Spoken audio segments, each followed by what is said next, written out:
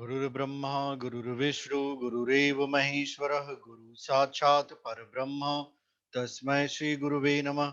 अखंड मंडलाकारं व्याप्तं येन चराचरं तत्पदं दर्शितं येन तस्मै श्री गुरुवे नमः। मातृवत् लालयत्री च पितृवत् मार्गदर्शिता नमो गुरुसत्तायै श्रद्धा प्रज्ञा युता च या। ओम श्री गुरुवे नमः। हमारे साथ साथ गायत्री महामंत्र ओम भूर्भुवस्व तत्सवितुर्वरेण्यं भर्गो देवस्य धीमहि धियो यो नः प्रचोदयात्। मेरे आत्मिक भाइयों एवं बहनों, जीवन के हर क्षण का सदुपयोग ये हमारा परम कर्तव्य है। योगेश्वर श्री कृष्ण श्रीमद् भगवद गीता में अर्जुन को युद्ध क्षेत्र में क्या बातें समझाते हैं। वही अर्जुन जिसे जो धनुर्धारी है, गांडीव जिसके पास है और युद्ध कला का सारा कौशल है, जिसके द्रोणाचार्य जैसे गुरु हैं जिन्होंने उन्हें प्रशिक्षित किया है, वो युद्ध क्षेत्र में आता है तो उसकी विद्या काम नहीं आती। कारण क्या है?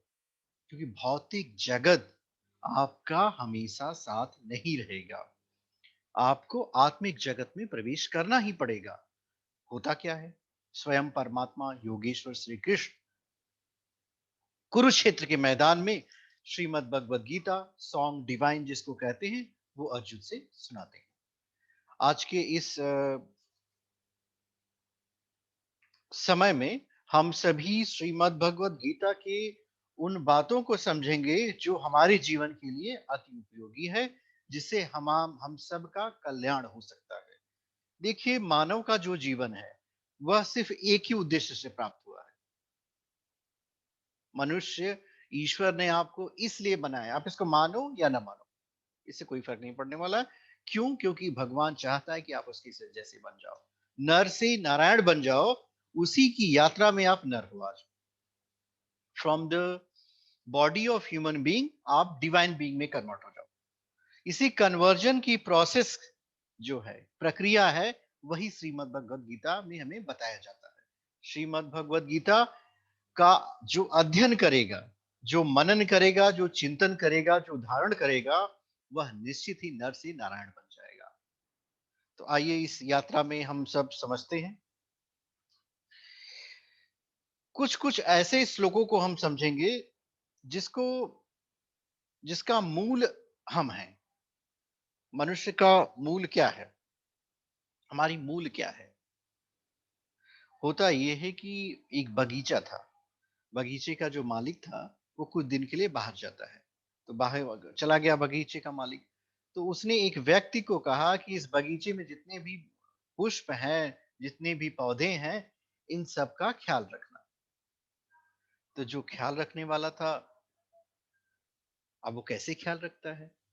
कुछ दिन बाद वो आता है तो देखता है सारे पुष्प मुरझा गए। तो उसने कहा कि तुमने किया क्या? तो उसने कहा कि मैंने पत्तों को पानी दी, फूलों को संरक्षण दिया। तो कहा कि ऐसे नहीं होता है, जड़ में पानी देना पड़ता है। तो जो हमारा मूल जड़ है वो आत्मा है। जब तक इस आत्मा को आप प्राप्त नहीं कर सकते, इस आत्मा को जान नहीं सकते, तब तक आप बाहर बाहर कुछ भी करते जाओ, कितनी भी कर्मकांड कर लो, कितनी भी जप कर लो, कितनी भी अनुष्ठान कर लो, बिना स्वयं के ज्ञान के ये सब बेकार है। आपका स्वयं की अनुभूति हो जाने दो कि आखिर मैं हूं कौन। योगेश्वर श्री कृष्ण कैसे समझाते हैं कुरुक्षेत्र में? भगवान कहते हैं, नैनम छिंदन्ति शस्त्राणि नैनम दहति पावक न चैनम क्लेदयन्तु न शोषयतु मारुतम्। ये किसका गुण है आप बताइए? कि उसको शस्त्र नहीं काट सकते, अग्नि से जला नहीं सकती है और जल इसे गीला नहीं कर सकता। सोचिए इस बात को। आपके शरीर को शस्त्र नहीं काट सकते? बिल्कुल काट सकते हैं। आपका शरीर जो है शस्त्रों से काटा जा सकता है। आपको आग से नहीं जलाया जा सकता? बिल्कुल जलाया जा सकता है। पानी में आप नहाते तो आप गीले हो जाते हो। तो ये किसके गुण धर्मों को भगवान बताते हैं? भगवान जो है ये उस अविनाशी के गुण धर्म को बनाते हैं जो उनका अंश है, जो उनका वंश है। ये स्वयं के विषय में भगवान बताते हैं कि तुम मेरे हो। जैसे ईश्वर को अग्नि नहीं जला सकती, पानी नहीं भिगो सकता, हवा नहीं सुखा सकती, वैसे ही ये जो आत्मा है जिसने इस शरीर को धारण किया है, उसको भी शस्त्र से काटा नहीं जा सकता, अग्नि से जलाया नहीं जा सकता और पानी से भिगो नहीं सकता। हम आप सभी के लिए ईश्वर से प्रार्थना करते हैं जो इस बात को का मनन कर रहे हैं, चिंतन कर रहे हैं। हे प्रभु, इनके मन में आपका वास हो जाए, इनके मन में आपके प्रति जिज्ञासा जागृत हो जाए कि हम अपने आप को कैसे ऊंचा उठाएं, हम देवत्व की तरफ कैसे जाएं। परम पूज्य गुरुदेव का जो युग निर्माण अभियान है वो देवत्व की तरफ ले जाता है। वो हम सब को एक ही बोध कराते हैं कि तुम मानव से देवता की तरफ बढ़ो। धरती पे स्वर्ग का अवतरण होगा, ये कैसे होगा? तो स्वर्ग आप नहीं जाओगे, धरती पे स्वर्ग आएगा। जब मनुष्य चेतना दिव्य चेतना में बदलती है तो धरती पे स्वर्ग का अवतरण होता है। दूसरा गुण आत्मा का देखिए, समझते हैं। श्रीमद् भगवत गीता आत्मा को क्या कहती है? योगेश्वर श्री कृष्ण आत्मा को क्या कहते हैं? अच्छेद्यो अयम, अदाह्यो अयम, अक्लेद्यो अशोष्यम एव च, नित्यम सर्वगतः स्थाणु चलो अयम सनातन। देखिए इन सारे शब्दों को, यह आत्मा अछेद है। तीन गुण धर्म तो बता दिए कि प्रकृति के ये तत्व भी इसका कुछ नहीं कर सकते। फिर भी अगर इसमें आप तुम होल करना चाहोगे, नहीं हो सकता इसमें। ये अदाय है, इसे जलाया नहीं जा सकता। यह अक्लीद है, इसे गीला नहीं किया जा सकता। आकाश इसे अपने में समाहित नहीं कर सकता। सोचिए इस बात को, ये जो पूरा विश्व ब्रह्मांड है, निखिल ब्रह्मांड एक आकाश में व्याप्त है। और आत्मा की आकृति की जब बात की जाती है तो ये पूरे आकाश में भी नहीं आ सकती। अब सोचो इस बात को कि जिस जीवात्मा, जिस आत्मा की बात भगवान बता रहे हैं, क्या वो आप हैं? नहीं है तो कोशिश करिए अपने को जानने का, कि आपका विस्तार इतना बड़ा है कि आकाश आपके आगे छोटा हो रहा है। अपने विस्तार को सार में आप समाइए। ये गुण है आपके। ये सर्वव्यापक है, अचल है, स्थिर रहने वाला और सनातन है। सनातन कहते हैं जो सर्वकाल से चला हुआ आ रहा है। कभी कभी आप लोगों ने इस शब्द का, हम मेरा सनातन धर्म है, मेरा सनातन धर्म है। तो सनातन आत्मा का धर्म है, आत्मा ही सनातन है। इस बात को भगवान अर्जुन को समझाते हैं कि तू आज का नहीं है, तू चला आ रहा है, एक पथिक है, एक यात्री है। कब का है कोई नहीं बता सकता। तो भगवान की ये बातें आप मानिए। जान तो लिया आपने कि आप अजर हो, अमर हो, अविनाशी हो। आत्मा की इस गुण धर्म को अपने अंदर ले आइए। अब अर्जुन क्या समझता है? अर्जुन यह समझता है कि आत्मा जन्म लेती है, मृत्यु को प्राप्त करती है। जन्म लेगी, मृत्यु होगी, जन्म होगी। तो भगवान कहते हैं अर्थ चयनम नित्य जातम, नित्यम वा मनसे मृतम, तथापि त्वम महाबाहो नैव सोचर्ति महर्ष। अब कहते हैं भगवान, तो भाई देखिए, वो हर व्यक्ति के मन को जानने वाले हैं, सर्वज्ञ हैं, सर्वव्यापक हैं, सर्वशक्तिमान हैं। ईश्वर सर्वशक्तिमान है, कण कण में विद्यमान है, हर एक के भूत भविष्य वर्तमान को जानने वाला है। उससे कोई भी बात छिपाई नहीं जा सकती। यदि तू इसे सदैव जन्मने वाला समझता है, अर्जुन कहता है कि, और सदा मरने वाला समझता है, तब भी तुझे शोक नहीं करना चाहिए। देखिए भगवान कितनी अच्छी बात समझाते हैं। अगर वो जान रहे हैं कि मनुष्य की प्रकृति है कि वो आत्मा को जन्म लेने वाला और मृत्यु वाला समझे, कि आत्मा जन्म ली और मृत्यु को प्राप्त की, तो भी कहते हैं तू शोक मत कर। क्यों शोक मत कर? इसके पीछे क्या कारण है बताइए। जातस्य ही ध्रुवो मृत्यु ध्रुवम जन्म मृत्यु च, तस्माद परिहार्थ न सूचति महर्षि। ऐसा मान लेने पर भी, देखिए मान लेने को कह रहे हैं, सत्य नहीं है। मानना और सत्य में विभेद होता है। आपकी मान्यता गलत हो सकती है, सत्य गलत नहीं हो सकता। तो कहते हैं अच्छा ठीक है, तू ऐसा मानता है तो तुम भी कोई बात नहीं है। जन्मने वाले की मृत्यु निश्चित है और मरने वाले का जन्म निश्चित सिद्ध होता है। इसलिए भी तू बिना उपाय वाले इस विषय में शोक करने लायक नहीं। उपाय वाले विषय का मतलब तुम्हारे इसमें कुछ चलने वाला नहीं है। देखिए इस सृष्टि का डायरेक्टर ईश्वर है। तो कहते हैं तू इस बारे में मत सोच कि तेरी मृत्यु होगी तो जन्म होगा कि नहीं, जन्म होगी तो मृत्यु, इसमें तेरा बस नहीं है। अव्यक्तादीनि भूतानि व्यक्त मध्यानि भारत, अव्यक्त निध्यानेन तत्र का परिदेवना। अर्जुन, संपूर्ण प्राणी जन्म से पहले बिना शरीर वाले और मरने के बाद भी बिना शरीर वाले हैं। ये कितनी अच्छी बात है, देखो इस बात को। भगवान की बातें बहुत ही सरस है, सरल है, सहज है, हम नहीं समझ पाते।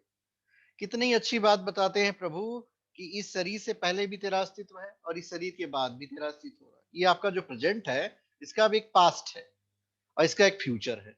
तो फ्यूचर में भी ये नहीं है और पास्ट में भी ये नहीं है। सोचो, कितनी अच्छी बात बताते हैं भगवान की जिसे तू देख रहा है, ये भविष्य में भी नहीं दिखेगा और भूत में भी नहीं है। तो जन्म के पूर्व भी तुम्हारे पास शरीर नहीं है और जब मृत्यु के बाद भी तुम्हारे पास शरीर नहीं है। केवल जन्म और मृत्यु के बीच में ही शरीर धारित किए हुए दिखाई देते हैं। सोचिए, जब हमने इस शरीर को लिया और जब हमें शरीर उसी समय यह शरीर दिखाई दे रहा है। इस बात का चिंतन करो, मनन करो कि यह शरीर हमारे पास कुछ काल के लिए है। श्रीमद् भगवत गीता की एक बहुत बड़ी बात जो है, कितनी सरलता से, कितनी सहजता से सारे युद्ध क्षेत्र जिसमें विचारों का युद्ध है, द्वंद है, उनमें प्रभु का अवतरण होता है। सोचिए इस बात को। जहां विचार द्वंद आते हैं, भगवान को कहा जाता है द्वंद्वातीतम, जो द्वंद्वों से अतीत है, उसमें प्रकट होता है ईश्वर। और कहते हैं भगवान कि इस शरीर की यात्रा जो है आपकी समाप्त हो जाएगी, आत्मा की यात्रा चलती रहेगी। ये एक ट्रेन की तरह आपको मिली है। जैसे हम अपनी मंजिल पे जाते हैं, तो क्या ट्रेन हम बन जाते हैं? बस पे बैठते हैं, साइकिल चलाते हैं तो हम साइकिल तो नहीं होते। उसी तरह ये मनुष्य रूप का जो साधन हमें मिला है, देखिए शब्दों का भी अगर आप देखो तो साधन मिला है साधना करने के लिए। साधन जो है मनोरंजन नहीं होता, साधन जो है साधना करने के लिए। ये शरीर आपको मिला है परमेश्वर की प्राप्ति करने के लिए, ईश्वर की प्राप्ति करने के लिए, आत्मा को प्राप्त करने के लिए, परमात्मा को प्राप्त करने के लिए। अगर आप नहीं प्राप्त करते हो तो आपने इस मानव जन्म का उपयोग ही नहीं किया, समझ लो। मानव जीवन का सर्वश्रेष्ठतम उपयोग है स्वयं को ईश्वर जैसा बना लेना। हम परमात्मा की राजकुमार हैं और हम ईश्वर की सर्वश्रेष्ठ रचना है। तो हमें इसमें प्रयास करना चाहिए और ये प्रयास होता है सच्चिंतन में से, सद साहित्य के अध्ययन से, सदग्रंथों के अध्ययन से। बिना विचारे जो करे, तो विचार का महत्व होता है। हमारे अंदर विचार तो होना चाहिए। Thought is power, God is also power. तो जब तक आपके पास उपयुक्त विचार नहीं होंगे, आप अपने बारे में सोचेंगे नहीं कि आखिर हमारी यात्रा तो समाप्त होगी। कोई कह सकता है कि मेरा शरीर मरण धर्मा नहीं है? कोई हो तो बताए।